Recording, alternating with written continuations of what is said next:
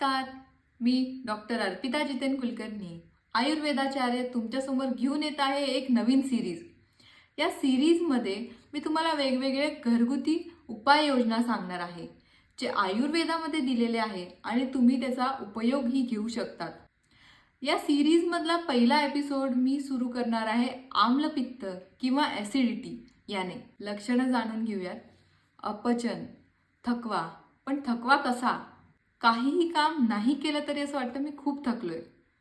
उलटीसारखं वाटणं, छातीत जळजळणं, गरळ येणे, डोकेदुखी।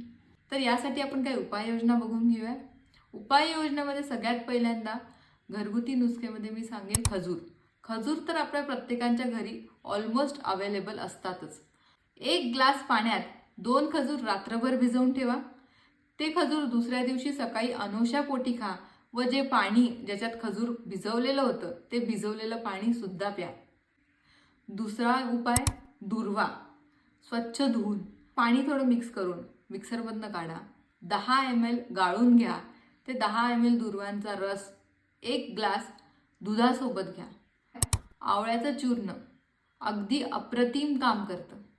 आवळ्याचे चूर्ण हे अनोशापोटी घ्या किंवा जेवणाच्या आधी अर्धा चमचा पाण्यासोबत घ्या। चौथा उपाय आवळ्याच्या चूर्णाचाच आहे, पण याच्यात आवळ्याच्या चूर्णासोबत शतावरी आणि साखर या 2 गोष्टी मिक्स आहेत।